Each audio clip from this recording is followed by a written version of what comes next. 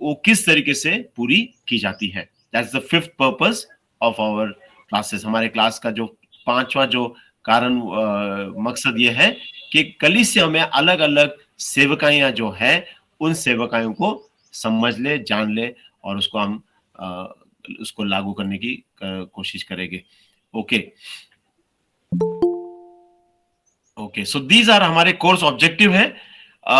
समय समय से मैं कोशिश करूंगा हमारे ग्रुप में, मैं ये भी करूंगा, मैं एक अलग सा ग्रुप बनाऊंगा केवल इसी विषय के लिए, ठीक, ताकि इस विषय के जो कुछ मेरे पास सब्जेक्ट्स या जो कुछ चीजें पढ़ने के लिए हम कोशिश करते हैं मैं उसमें डालूंगा, ताकि आपको समय मिलेगा उसमें पढ़ने के लिए। मैं कोशिश करूंगा उसको हिंदी में ढूंढने की कोशिश करूंगा ताकि उस विषय को के आप बारे में आप पढ़ सकते हो। ओके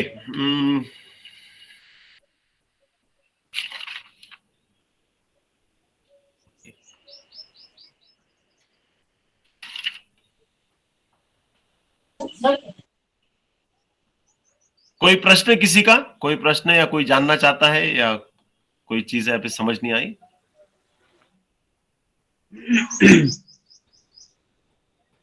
जय मसीह सर। जय मसीह, बोलो बोलो। सर ये अपनी जो क्लास है ये सप्ताह में कितने दिन चला करेगी सर? आपका आवाज नहीं आ रहा है। अपनी जो क्लास है सर सप्ताह में कितने दिन चला करेगी सर? हर एक सब्जेक्ट एक दिन होगा, पर जो क्लासेस होगी वो 5 दिन होगी। तो 5 विषय ये लिए जाएंगे हर रोज, जो है अलग अलग विषय लिया जाएगा और 5 सब्जेक्ट्स लिए जाएंगे हर रोज, हर हफ्ते। जी सर। तो हफ्ते में 5 दिन क्लासेस होगी, 8 से 9, ठीक। Okay, thank you sir. Saturday Sunday छुट्टी होगा। ओके, सो सबसे पहला मैं चाहूंगा कि जो गृह कार्य आपको है वो ये है, आपको ये 5 आयतें जो है वो आपको याद करनी होगी। ओके, मैं आपको एक बताता हूं, उसे लिख दीजिएगा आप। पहला तिमोथी 3 का 14 और 15। फर्स्ट तिमोथी, पहला तिमोथियो का पत्र 3रा अध्याय और 14 और 15 आयत। सेकंड मत्ती 16 18 से 19। मत्ती 16 18 से 19।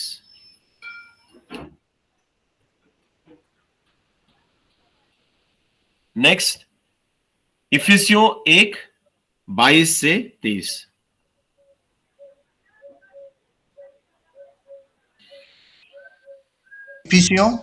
इफिसियों का 1 22 और 23।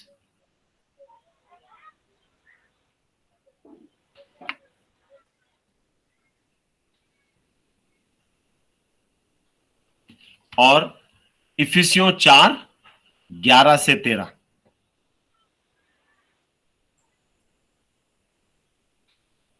इफिसियों 4 11 से 13। ओके, ये 4 पार्ट्स जो है, ये 4 जो भाग दिए गए हैं, इसको आपको याद करना है, ठीक। और आपको एक मेंबर चूज करना है। किसी भी हमारे जो स्टूडेंट्स यहां पर है, आपके पास आपके ग्रुप में आपको मालूम है कि कितने सारे स्टूडेंट्स हैं, कौन कौन है, उसमें से एक पार्टनर आप चूज करोगे और उनको फोन कॉल करके, ठीक है, वीडियो कॉल ऑन करके आप पढ़ के नहीं याद करके सुनाना है आपको। तो जैसे मेरे अभी स्क्रीन के सामने मैं एक उदाहरण के तौर पे देख रहा हूं, मेरे स्क्रीन के सामने श्वेता जी है और प्रियंका है। तो ये दोनों पार्टनर बनेगी और श्वेता जो है जब उसने याद कर लिया होगा चारों जो अध्याय जो चीजें हैं, श्वेता प्रियंका को कॉल करेगी और ये कहेगी कि मैं सुना रही हूं, ठीक। तो प्रियंका ये बताएगी मुझे कि मैंने श्वेता को ये आयतों को याद करते मैंने सुना है और मैं इसकी गवाह हूं। सेम थिंग, जब प्रियंका तैयार हो जाएगी, प्रियंका श्वेता को कॉल करेगी और श्वेता जो बताएगी, ये बताएगी कि हाँ ये 5 आयतें जो है मैंने याद किए हैं। और ईमानदारी से आप इन चीजों को करोगे, आप बाइबल से पढ़ के नहीं सुनाओगे, इसको आप ईमानदारी से हम करेंगे। ओके, ठीक। सो ये आपका सबसे पहला गृह कार्य है। ओके, सेकंड गृह कार्य यह है आपका, मैं आपको होमवर्क पहले दे दूं ताकि हम आगे बढ़े। This is the first homework. Second homework ये है, आप अपनी कलीसिया में या अपने दोस्तों में या अपने जानकार के लोगों में, कोई भी हो, फिर कलीसिया का व्यक्ति हो या जो इस क्लास को अटेंड नहीं कर रहा है, उस व्यक्ति को आप उससे बोलोगे कि मुझे 10 से 15 मिनट आप मुझे दीजिएगा, ठीक। और जो कुछ आपने यहां पर पढ़ा है, आज ये किया है, उसका सारांश जो है, आप ज्यादा भी ले सकते हो, 25 मिनट भी, अगर उस व्यक्ति के पास 25 मिनट भी है तो कोई इतराज नहीं है मुझे, पर मिनिमम आप 15 मिनट उससे लोगे और इस क्लास की जो कुछ आपने सीखा है उस व्यक्ति को आप सिखाओगे। मिनिमम एक व्यक्ति होना चाहिए, अगर 4 व्यक्ति भी आपके सामने बैठते हैं तो मुझे कोई इतराज नहीं है, पर आपको जो क्लास में आपने सुना है उस क्लास के सारांश जो है, समरी जो है, आपको उनको देना है, आपके पति या पत्नी के अलावा। ओके, वो चर्च का व्यक्ति हो, आपका दोस्त हो, आपकी आपकी कोई बहन हो, आपके परिवार के हो, जो भी हो, उससे कोई फर्क नहीं पड़ता है। और मिनिमम एक, अगर 4 लोग भी 5 लोग भी आपके सामने बैठते हैं तो मुझे कोई इतराज नहीं है। ओके, सो आपके 2 गृह कार्य हो गए। एक, आपको इन आयतों को याद करना है। दूसरा, आपको जो है इस क्लास का सारांश जो है लोगों को बताना है। ओके, किसी को और को बताना। सर, एक सवाल था। जी, पूछिए। अगर कोई हमारा विश्वासी भाई या बहन इसमें जुड़ना चाहे तो क्या जुड़ सकता है? मतलब क्लासेस को ज्वाइन करना चाहता हाँ, है या कोर्स को ज्वाइन करना है? कोर्स को ज्वाइन करना है। क्लासेस अगर ज्वाइन करना चाहे कि मैं कुछ सीखना चाहता हूँ या चाहती हूँ, तो क्या उसके लिए ये रहेगा या नहीं? मेरा पहला, मैं और हमारे कमिटी से मैं डिस्कस कर सकता हूँ, पर मेरा पहला विचार ये रहेगा कि हम लोग जो है ये बिल्कुल एक स्टूडेंट्स के तौर पे या पास्टर्स के तौर पे यहाँ पर है, तो अच्छा रहेगा कि हम खुलकर हमारे बातों को बातचीत करें। और शायद विश्वासी उस जगह पे तैयार नहीं होगा। जी जी जी कई बातें होती है कि हम बोलते हैं कि ये चीजों को अच्छा नहीं रहेगा, कि आप जो एक नया विश्वासी है वो इस चीज को समझ नहीं पाएगा, तो जी जी शायद अच्छा नहीं होगा कि उनके सामने इन चीजों का हम डिस्कस करें। कई बार क्योंकि जी। ये क्लासेस है, कई चीजें इस तरीके से होते हैं कि कोई तो एको हो रहा है। बंद कर दीजिए विक्रम, आपका म्यूट कर दीजिएगा। कई बार ऐसे होते हैं ना कि कई विषय जो होते हैं सुलझाने उलझाने वाले होते हैं, और एक नया विश्वासी बोलेगा अरे यार ये तो बहुत ज्यादा कुछ कुछ डिस्कस कर रहे हैं, राइट। तो हो सकता है कि उनको ये समझ नहीं पाएंगे वो। तो मेरा ये पहला रिस्पॉन्स ये रहेगा। पर अगर यदि कोई वाकई में परिपक्व है तो हम आप में से बाद में डिस्कस कर सकते हैं, और केस बाय केस हम उसको इसमें सोच सकते हैं। ठीक, थैंक यू, गुड क्वेश्चन। जी, thank you sir, thank you. Okay okay, now मेरा हम आगे बढ़ते हैं। हमारे पास 8:37 हुए हैं इस समय, राइट। हमारे पास और 22 मिनट और है हमारे पास। हम आगे बढ़ते हैं। ओके, सो सबसे पहला मैं प्रश्न जानना चाहूंगा, जब हम ये कहते हैं कलीसिया के बारे में, जब हम कहते हैं चर्च, जिसको हम अक्सर हम लोग जो शब्द इस्तेमाल करते हैं, आपके सामने क्या कौन से विचार आपके सामने आते हैं जब मैं कहता हूं चर्च या कलीसिया? क्या विषय आपके सामने आते हैं? क्या विचार आपके सामने आता है? क्या कौन से शब्द आपके सामने आते हैं? आप लोग अनम्यूट कर सकते हैं और एक एक करके बोल सकते हो।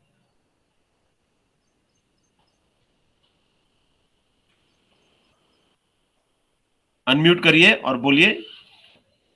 हाँ सर, चर्च का यही आता है सामने, चर्च सामने कि जहाँ पर कुछ लोग प्रभु के लिए इकट्ठा हो जाते हैं एक जगह एक साथ में, तो वो चर्च कहलाता है। कलीसिया होती है वो, okay, जहां पर लोग परमेश्वर के लिए इकट्ठे हो जाते हैं उस जगह को किसी भी चर्च स्थान पे। कहते हैं। ठीक, yes sir, okay, yes sir. ये एक विचार है। और कोई? जब हम चर्च कहते हैं आपके सामने क्या विचार आता है? कोई भी विचार, यहाँ पे कोई गलत उत्तर नहीं है। मैं बताना चाहूंगा आप सबको, यहाँ कोई उत्तर गलत नहीं होता है। आप अपने विचार बिना झिझके या बिना इसके आप बता सकते हो। ठीक, और कोई? सर जब विश्वासी लोग इकट्ठे होते हैं तो प्रेज लॉर्ड सर। ठीक है, ठीक है। अभी हर समय मैं ये भी कहूंगा, आपको हमें हमेशा जय मसीह प्रेज द लॉर्ड कहने की जरूरत नहीं है। आप अभी क्लास में हो, ठीक, तो जी ओके सर। अपने उत्तर को ओपन टाइम है, जी जी जी बोलिए। जब मतलब विश्वासी लोगों का समूह एक जगह इकट्ठा होता है तो वो चर्च या कलीसिया कहलाता है। यही अभी हमारे जयप्रकाश है जिसने भी कहा था, यही उत्तर दिया था। इसके अलावा और कोई उत्तर है? और कोई क्या कहना चाहता? सर मैं ये कहना चाहूंगा, मैं ये कहना चाहूंगा कि जहाँ पे बहुत सारी चीजें होती है कि जैसे नए लोग आते हैं तो हम लोग वहाँ पे दूसरों की गवाही सुनकर हम उनको उत्साहित कर सकते हैं। तो हम नए लोगों को कर सकते हैं, जैसे हमारे लोग से नहीं, पर जब नए लोग कोई आते हैं तो उनकी गवाही सुनकर भी लोग उत्साहित कर सकते हैं। आपकी आवाज थोड़ी सी टूट रही थी, पर जहां तक मुझे समझ आया आपने ये कहा कि जहां पर लोग गवाही दे सकते हैं, एंकरेज हो सकते हैं, प्रोत्साहित पा सकते हैं, उसको चर्च कहते हैं, या चर्च के विषय में जब सोचते हैं। ठीक, ओके। और कोई? राज चौहान ने शायद उत्तर दिया। और कोई? Praise Lord. चर्च जो है एक भवन को नहीं बल्कि एक एक समूह को कहते हैं। और ये बिल्डिंग इससे बिल्डिंग का कोई मतलब नहीं है। ये प्रभु यीशु मसीह की देह है और हम सभी जो है एक उस देह का हिस्सा है। ओके, तो एक और विचार जो है वो ये है कि चर्च जब हम बोलते हैं या कलीसिया जो बोलते हैं तो प्रभु की देह को बोलते हैं, ना कि कोई बिल्डिंग को कहते हैं। ठीक, और कोई? और चर्च ये भी होता है सर कि जो परमेश्वर के चुने हुए और बुलाए हुए विशेष लोगों का समूह। ओके, ठीक। जिसने उत्तर अभी नहीं दिया है वो भी उत्तर देना जरूरी है। आपको याद रखना है, आपका पार्टिसिपेशन नहीं रहेगा तो आपको 10 मार्क नहीं मिलेंगे। तो शांत बैठ के आपको फायदा नहीं होगा। ओके सर जी, जिसने अभी बोला नहीं है, जिसने अभी बोला नहीं है वो बोले। जी वो विनस भाई बोलिए, बोलिए। जी सर जी, चर्च में सब जो एक्टिविटीज होती है चर्च में भजन होता है, बाइबल का इस्तेमाल किया जाता है प्रचार करने के लिए। उससे चर्च में जो है लोगों को गवाहियां होती है, चर्च में दान दिया जाता है। तो इन सारी चर्च में इन सारी चीजों को जो है बारे में बताया जाता है, उसको चर्च बोलते हैं। जो प्रार्थना, भजन, बाइबल, जहाँ पे अलग अलग प्रोग्राम्स, अलग अलग जो कहते हैं एक्टिविटीज, हम अगर जहाँ पे करते हैं उस जगह को चर्च कहते हैं। ओके, या कलीसिया कहते हैं। Okay, good. ओके, और कोई? जय मसीह की पास्टर जी। अरे हमने बोला अभी जय मसीह बोलना बंद करो, टाइम हमारा जाएगा। हम क्लास में, मैं समझता हूँ, कोई बात नहीं, मैं समझता हूँ हमारा पहला दिन है, कोई बात नहीं। बोलिए, बोलिए। सॉरी पास्टर जी। कोई बात हम कलीसिया के बाद जब हम कलीसिया के बारे में सोचते हैं तो हमारे हृदय से ये बात आती है कि जब हमारा से प्रभु का भवन है, आज हम प्रभु के भवन में जाएंगे, हम प्रभु के बारे में जानेंगे, प्रभु के बारे में दास जो हमें अलग अलग बातें बताएंगे। तो इसलिए हमारा उसे कलीसिया बोलते हैं, इसलिए हमारा कलीसिया की याद से ये बातें आती है हमारे मन में। तो एक जब कलीसिया के लिए कहते हैं तो हम ये भी कहते हैं कि जैसे भवन जहाँ पे एक होता है, प्रभु का भवन जिसको हम अक्सर कहते हैं, उसको भी हम विचार आता है हमारे सामने। ठीक, बोलो श्वेता, कुछ कहना चाहते हो? बोलो। जहाँ पे सब लोग इकट्ठा होकर आत्मिक रोटी को तोड़ते हैं और एक साथ प्रभु की महिमा करते हैं। ओके, जहाँ पर प्रभु की महिमा की जाती है या आराधना की जाती है, उसको हम चर्च कहते हैं। ओके, तो थैंक यू, बहुत अच्छा। मैं आपको बताऊंगा इस समय कम से कम 10 तरीके हैं या 10 विचार है जिसको हमने बाइबल कॉलेज वालों ने उसको 10 या उससे ज्यादा भी हो सकते हैं, पर मिनिमम 10 तरीके हैं कलीसिया के बारे में सोचने के लिए। ओके, पहला जो विषय जो सब एक नॉर्मल, एक आम व्यक्ति जब बोलता है चर्च जाना है या चर्च क्या है, तो आम व्यक्ति क्या सोचता है? एक बिल्डिंग के बारे में सोचता है, राइट? फिर वो पुराने जमाने में तो बिल्डिंग में क्रॉस भी हुआ करता था, लंबा सा ऐसा एक ऐसा क्या बोलते हैं स्टीपल जिसको बोलते हैं वो हुआ करता था। पर अक्सर एक नॉर्मल जो है हम बोलते हैं चर्च में चले जाए यार, मतलब हम एक बिल्डिंग को के बारे में बोलते हैं। तो हम इसको ये कहेंगे कि एक आम व्यक्ति की थियोलॉजी, ठीक है, ठीक है, राम शाम की ये थियोलॉजी है। क्या है चर्च, क्या है, ये एक बिल्डिंग है। ओके, ठीक। दूसरा विचार जो है चर्च कलीसिया को जब हम कहते हैं तो क्या है, ऐसे भी लोग हैं जो बोलते हैं कि कहीं पर भी जो विश्वासी जन इकट्ठे होते हैं, ठीक है, या विश्वासी नहीं, धार्मिक स्थान जहां पर लोग धार्मिक वृत्ति से इकट्ठे हो जाते हैं वो चर्च है, फिर वो किसी भी धर्म के क्यों ना हो, ठीक है। इसको हम बोलते हैं पॉलिटिकली करेक्ट थियोलॉजी। मतलब ये पॉलिटिकली करेक्ट चीज है। अरे हर समूह चर्च है, जहां कोई लोग इकट्ठे होते हैं उसको चर्च बोलते हैं, ठीक है। ये विचार है, ये जरूरी नहीं कि हम इस सब से सहमत है, ठीक है, ध्यान रखना इस चीज को। हम अलग अलग विचारों को लिख रहे हैं इस समय। तीसरा ये है कि जैसे पुराने नियम में मंदिर हुआ करता था, वैसा आज भी जो है प्रभु का एक स्थान है वहां पे, ठीक, प्रभु का भवन है, जहां जिस भवन में प्रभु निवास करता है ना। जैसे पुराने नियम में प्रभु ने कहा कि मेरा संदूक के वाचा जो है वो मेरे उपस्थिति को दर्शाता है, मैं तुम्हारे बीच में निवास करूंगा, मंदिर हुआ करता था।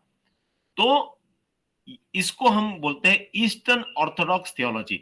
मैं इसका एग्जाम नहीं लूंगा, आपको लिखना है तो लिख सकते हो। आपको इसकी इस शब्दों का मैं इतना कठिन शब्दों को पूछूंगा नहीं आपको। तो इस जो थियोलॉजी या इस जो विचार को बोलते हैं ईस्टर्न ऑर्थोडॉक्स थियोलॉजी, ठीक। मतलब कि जैसे पुराने नियम में मंदिर था, आज के तारीख में चर्च जो है वही जगह है, मंदिर है, ठीक, ठीक। जैसे अयोध्या क्या है, मंदिर है, राइट, वो स्थान है, वहां पे जाना है हमको, हमारा वो धाम है, राइट। तो उसी तरीके से और इसराइल में भी लोग क्या करते थे, यरूशलेम जाना है क्योंकि वहां पर परमेश्वर का मंदिर है। दाऊद कहता है मेरे नजर तेरे मंदिर की ओर लगेंगे, तो एक स्थान था।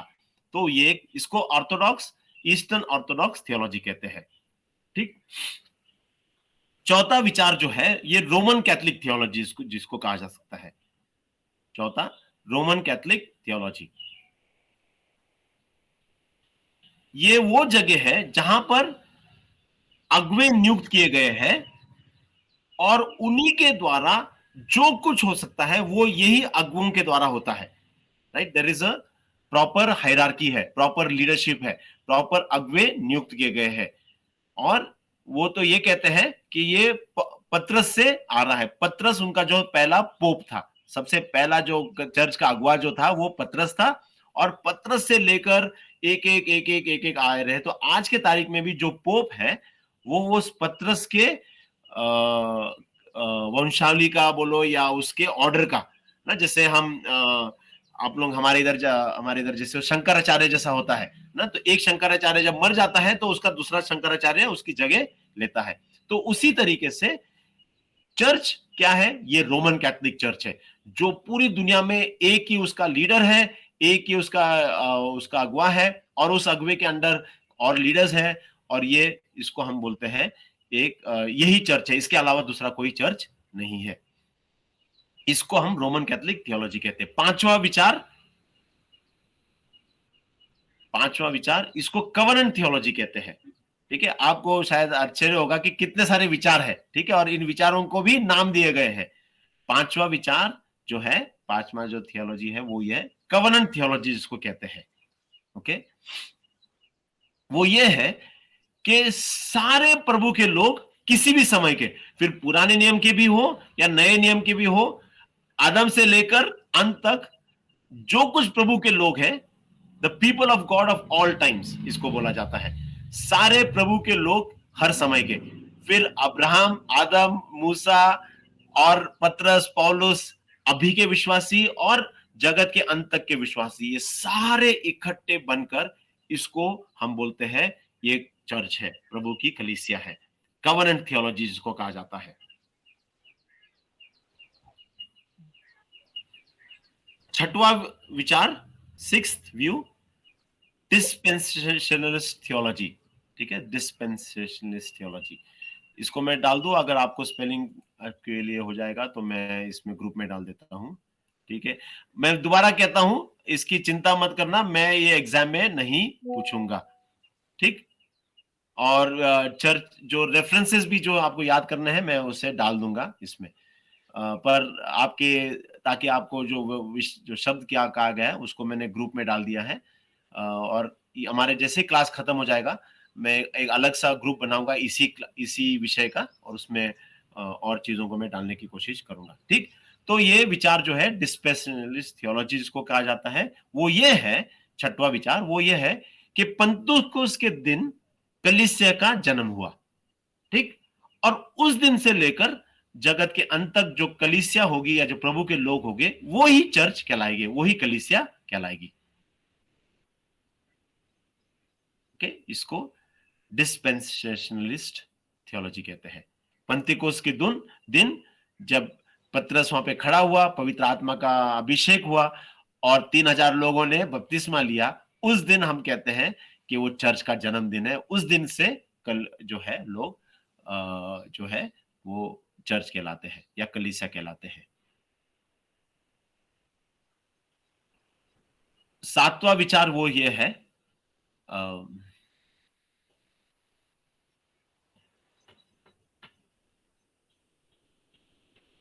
कई बार बोलते हैं ना कि हिंदी में क्या कहावत है, बाल का खाल निकालना, नहीं नहीं क्या है वो कहावत है। तो कई बार जो है ये लोगों ने ये करते रहते हैं, ठीक। मतलब आप देख इसको चीज को समझोगे कि भाई इसमें इतना क्या फर्क है, भाई कलीसिया कलीसिया है, कोई बात नहीं, आप लोगों को इसमें परेशान होने की जरूरत नहीं है। पर ये अच्छा है कि हम ये भी जान लें कि ऐसे विचार के भी लोग बाहर है ना, इसलिए हम जानना चाहते हैं। तो ये मत बोले अरे यार सर आप इतना क्यों बाल के खाल निकाल रहे हो, इससे क्या मतलब है, ठीक है, कोई प्रॉब्लम नहीं, आप इसकी चिंता मत करिए, ठीक। सातवां चीज मैं छोड़ दे रहा हूं, आठवां चीज मैं बताऊंगा, या पर आपके लिए सातवां ही रहेगा, एक लिबरल थियोलॉजी जिसको कहते हैं। लिबरल थियोलॉजी वो ये है कि सारी दुनिया कलीसिया है प्रभु की। जो कोई अच्छा काम करता है, जो कोई नेकी के रास्ते पे चलता है, जो कोई धार्मिकता पे चलता है, वो सारे कलीसिया है, वो प्रभु के लोग हैं। परमेश्वर का अनुग्रह सब पर है, परमेश्वर के अनुग्रह बहुत बड़ी है, उनको कोई किसी इससे हम बांध नहीं सकते हैं। ये भी एक विचार है, लिबरल थियोलॉजी जिसको कहते हैं, ठीक। हर कोई, हर रास्ता एक ही है, ठीक है, एक परमेश्वर एक है, कोई दिक्कत, आपको चिंता करने की जरूरत नहीं। उसको कोई अलग अलग लोगों से, नाम से, रूपों से बोलते हैं, पर सारे परमेश्वर का अनुग्रह सब पर है। इसको लिबरल थियोलॉजी कहते हैं। सातवां यानी या आठवां ये होगा, इसको फंडामेंटलिस्टिक थियोलॉजी कहते हैं। फंडामेंटलिस्ट थियोलॉजी कहते हैं। ये वो विचार है कि ये बोलते हैं कि ये वो लोग हैं जो बिल्कुल क्या बोलते हैं, मतलब क्या बोलते हैं, कॉन्जर्वेटिव लोग जिसको बोलते हैं ना, कि मतलब वो लोग हैं जो हमारे किसी संस्था या इसी कलीसिया को आते हैं, परमेश्वर के वचन का अध्ययन करते हैं, बिल्कुल इस पे चलते हैं, तो यही कलीसिया, इनको कलीसिया हम कह सकते हैं। इन्हीं को हम कह सकते हैं कि ये जो समूह है ये कलीसिया है। औरों को, किसी को हम चर्च नहीं कह सकते हैं। जो प्रभु की आराधना करते हैं, परमेश्वर का वचन का अध्ययन करते हैं, परमेश्वर के रास्ते पे बिल्कुल चलते हैं, इन्हीं को हम चर्च कह सकते हैं। लास्ट वाला विचार जो है, विचारधारा वो इवेंजेलिकल थियोलॉजी कहा जाता है। इवेंजेलिकल थियोलॉजी कहा जाता है। वो ये है कि जहां कहीं प्रभु यीशु मसीह की उपस्थिति है, ठीक है, जहां कोई प्रभु यीशु मसीह की उपस्थिति है और उसके नाम से जो लोग इकट्ठे होते हैं, उन सारे लोगों को कलीसिया कहा जा सकता है। Wherever there is the Christ's presence Christ is present, जहां कहीं उन लोगों के बीच में जहां पे प्रभु के नाम से, प्रभु यीशु मसीह के नाम से लोग इकट्ठे होते हैं और प्रभु की उपस्थिति वहां पर है, उसको हम कलीसिया कहते हैं।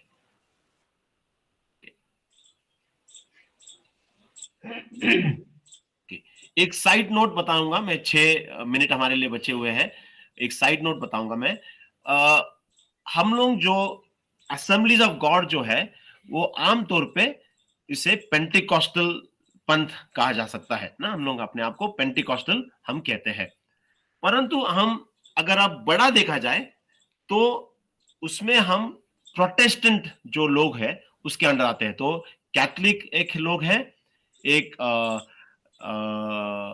ऑर्थोडॉक्स कलीसिया है, एक कैथलिक चर्च है, रोमन कैथलिक जिसको चर्च कहते हैं, फिर एक ऑर्थोडॉक्स चर्च है, ईस्टर्न ऑर्थोडॉक्स चर्च है, और तीसरा जो है प्रोटेस्टेंट जो पंथ कहा जाता है। तो बड़े तौर पे ये 2 पंथ जो है मसीहों में पाए जाते हैं, या दुनिया जिसको पहचानती है, राइट। तो सीरियन ऑर्थोडॉक्स, अगर आप केरला में जाओगे, हमारे इधर तो ज्यादा नहीं मिलते हैं, तो एक सीरियन ऑर्थोडॉक्स करके लोग हमें पाते हैं। तो वो एक है पंथ, एक रोमन कैथलिक है और एक प्रोटेस्टेंट है। तो प्रोटेस्टेंट में आमतौर पे जो हमारे CNI, CSI, प्रेस्बिटेरियन है, मेथोडिस्ट है, वो सब आते हैं, और उसमें पेंटिकॉस्टल भी जो है उसमें आ सकते हैं। ओके, उसके अंतर्गत एक और जो मैंने लास्ट वाला जो बोला, आमतौर पे वो लोग जो बाइबल के बिल्कुल समीप और बाइबल के करीब में रहते हैं, बाइबल पर के ही विश्वास पे करते हैं, उनको इवेंजेलिकल क्रिश्चियंस कहते हैं, या इवेंजेलिकल मसीह या थियोलॉजी कहते हैं। ठीक है, और ये इवेंजेलिकल थियोलॉजी, इवेंजलिज्म नहीं है ये, ठीक है, 2 शब्द है इवेंजलिज्म, ये इनको इवेंजेलिकल बोलते हैं। वो ये थियोलॉजी है जो हम, जिसको हम कह सकते हैं कि अगर आपको कोई पूछता है कि आपकी थियोलॉजी क्या है या आप किस पंथ के हो, जो खासतौर से मसीह लोगों में पूछता है कोई, तो आप अपने आप को ये कह सकते हैं, वैसे हमारा चर्च जो है वो पेंटिकॉस्टल का चर्च है, पर हम इवेंजेलिकल लोग हो। तो इवेंजेलिकल लोग वो है कि हम जो बचे हुए लोग जो मसीह के क्रूस पर किया हुआ के काम पर हम विश्वास करते हैं, और हम विश्वास करते हैं कि मसीह के द्वारा ही उद्धार मिल सकता है। मसीह, प्रभु यीशु मसीह के बिना हमको किसी के द्वारा उद्धार नहीं मिल सकता है। हो सकता है कि हमारे सोच विचार अलग हो सकते हैं छोटे छोटे चीजों में ना, कि भाई आप इस तरीके से खड़े रहो, या इस तरीके से बपतिस्मा दो, या इस तरीके से प्रभु भोज किया जाए, या बच्चों का जो ये किया जाए, उसमें हम फर्क कर सकते हैं। पर हमारा मूलभूत सिद्धांत जो इवेंजेलिकल जो होते हैं, वो इस पर विश्वास करते हैं कि प्रभु यीशु मसीह ने जो उद्धार का रास्ता हमारे लिए बनाया क्रूस के द्वारा, जो उन्होंने लहू बहाया हमारे लिए, उसी के द्वारा मनुष्य के लिए उद्धार है। जो कोई प्रभु यीशु में विश्वास करता है वो अनंत काल का जीवन पाएगा। तो ये बिल्कुल मतलब कॉमन डिनोमिनेटर जिसको बोला जाता है, कि बिल्कुल मिनिमम चीज जो है हम इस पर विश्वास करते हैं, तो अपने आप को हम इवेंजेलिकल मसीह कह सकते हैं। ओके, सो जल्दी से मैं हमारे पास 3 मिनट है, अगर आपको इजाजत, अगर आपके पास आपकी इजाजत हो, तो मैं चाहूंगा कि हम एक 5 मिनट और लें, क्योंकि आज का पहला क्लास हमारा काफी समय हमारा उसमें चला गया, हमने तैयारी करने की थी। तो एक 5 मिनट और मुझे आप दे दे। मैं इस, क्या बोलते हैं, कलीसिया के नाम और उसकी उपमा, the names and the analogies of church. कलीसिया का नाम और उसकी उपमा। उपमा मतलब समझते हो, खाने वाला उपमा नहीं होगी। उपमा मतलब समझते हो, शब्द हिंदी शब्द का अर्थ समझते हो आप लोग? नहीं सर, नहीं समझते हो। जैसे हम इसको एनालॉजी इसको कहते हैं, मतलब यह है कि वो जो तुम्हारे पाप जो है वो क्या बोलते हैं, बर्फ के समान उसे वो सफेद कर देगा। मतलब क्या है, उसकी उपमा है।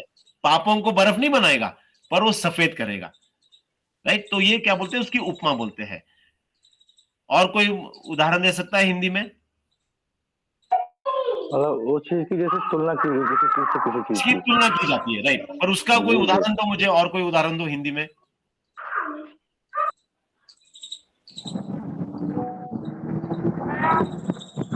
तुलना करना। तुलना करना, तो ये उदाहरण दो मुझे, किसी भी चीज का तुलना करके मुझे बताओ, ताकि मैं जैसे समझूं। जैसे सर आप चमकते सूरज के समान दिख रहे हैं। अरे वाह वाह, थैंक यू, आपने मुझे खुश कर दिया। ठीक है, तो आप सूरज नहीं हो, परंतु आप चमकते सूरज के समान दिखाई देते हो, राइट। तो इसको उपमा कहते हैं, ठीक। तो कलीसिया के क्या नाम दिए गए हैं बाइबल में, वचन में, और उसकी किस तरीके से उपमा की गई है, ठीक है। तो मुझे बताइए, जब हम बाइबल देखते हैं तो कौन कौन से चीजों का उसका उदाहरण किया गया है? कलीसिया की कौन सी उपमाएं पाते हैं हम बाइबल में, नए नियम में खास तौर से?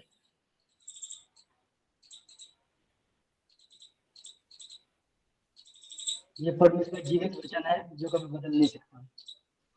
कलीसिया के बारे में वचन है? जी। नहीं, कलीसिया को तो वचन से तौर पे नहीं कहा गया है। दे कलीसिया। Good, body of Christ, yes, very good. पहला कोलोसियो उसका 1:18 मैंने आपके व्हाट्सएप के ग्रुप में डाल दिया है। मसीह की देह, द बॉडी ऑफ क्राइस्ट, पहला कोलोसियो 1:18, वेरी गुड। और कौन सी उपमा मिलती है हमको बाइबल में?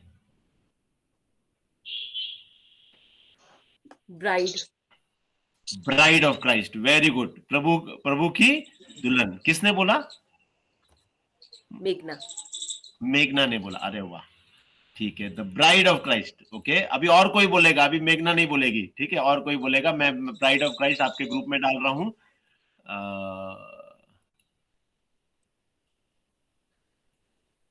ओके, और मिला रहे हैं। यीशु मसीह ने कहा तुम जगत की ज्योति हो। तुम जगत की ज्योति हो, तो वो तो हमको कहा गया है, कलीसिया को नहीं कहा गया है। ओके, या कोई रेफरेंस है तो मुझे बताओ, मुझे शायद याद नहीं आ रहा होगा।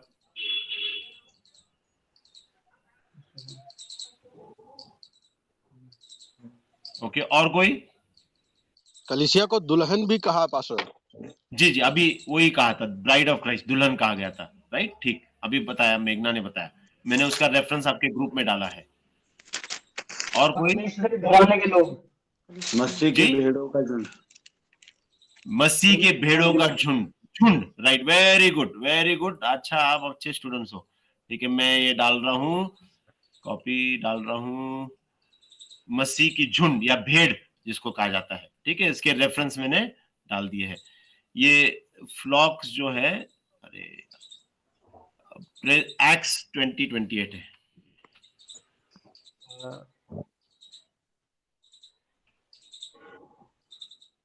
Very good. और कोई?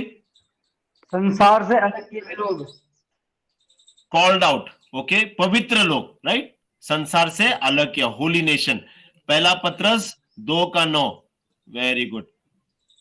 मैं इसको रेफरेंस में डाल रहा हूं, ओके, ठीक। एक ही रह गया, जहां तक मुझे याद है, आपको शायद और याद होगा। एक और चुना हुआ, वही पवित्र जन या अलग कौम, ठीक। पहला पत्रस 2:9, ठीक है, वो सारे उपमाएं हैं, वो पूरा। यार ये तो बड़े फोन बार बार कर रहा हूं, कोई तो बोल रहा है बीच में। लास्ट वाला मंदिर भी कहा गया है, तुम प्रभु के मंदिर हो, टेम्पल, यस सर, प्रभु का मंदिर भी हो, ओके, लहू से खरीदे गए, लहू से खरीदे हुए है, प्रभु के मंदिर हो, या बॉडी ऑफ क्राइस्ट इसको कहा जाता है। और भी इसको ऐड कर सकते हो, गो थ्रू, आप वचनों में जाइएगा और ढूंढ के निकालिएगा, और ठीक है, कि और कहां कौन कौन सी उपमाएं दी गई है कलीसिया के लिए। मैंने ये 5 आपको 5 या 6 उपमाएं बताई है अभी इस समय, और कौन सी उपमाएं कलीसिया को दी गई है। ओके, सो हमारा क्लास इस समय खत्म होता है। मैं थोड़ा सा संक्षेप में हम समरी बोलूंगा। हमने शुरुआत में क्या देखा, हमारे कोर्स के ऑब्जेक्टिव्स देखे कि हम इस विषय जब हम खत्म होता है तो इस विषय से हम क्या सीखना चाहते हैं। मैंने 6 या 7 मैंने हमारे ऑब्जेक्टिव्स मैंने आपको सबसे पहले बताया। फिर हमने ये जानने की कोशिश की कि जब कलीसिया के बारे में जब हम कहते हैं कि तो कलीसिया के बारे में हमें कौन से विचार हमारे सामने आते हैं, और हमने एक 8 या 9 तरीके देखे जिसको हम लोग अक्सर तौर पे जब कलीसिया के बारे में जब कहा जाता है उसको हमने देखे। हमने ये भी देखा कि एक्लेसियोलॉजी या एक इंग्लिश शब्द है जिसको कलीसिया का सिद्धांत या कलीसिया का अध्ययन, उसको हम इस विषय को कहा जाता है, जहां पे साधारण शब्दों में हम कलीसिया के बारे में सीख रहे हैं। ओके, ठीक, हमने ये भी देखा। हमने ये देखा कि कलीसिया के अलग अलग विचार है और हमने उसको अलग अलग लोगों के विचारों के बारे में हमने बताया। और लास्ट हमने ये देखा कि कलीसिया को किस नाम से बोला जाता है या कौन सी उपमा दी जाती है, और उसके लिए हमने कहा प्रभु की देह या एक, दूसरा मंदिर, तीसरा प्रभु की दुल्हन, चौथा जो है उसके याजक, ठीक है, प्रीस्टहुड, शायद मैंने डाला या नहीं डाला, मैंने शायद डाला नहीं होगा, प्रीस्टहुड जिसको कहा जाता है या पहला पत्रस 2:9 में हम अलग अलग उपमाएं, बुलाए हुए लोग, चुना हुआ कौम, याजक कहा जा सकता है। और लास्ट हमने ये कहा, उसकी उपमा ये दी गई है कि झुंड, फ्लॉक ना, उसकी भेड़े के तौर पे हमें कहा गया है। Okay, thank you. आज का हमारा क्लास इस समय हम समाप्त करेंगे। मैं चाहूंगा कोई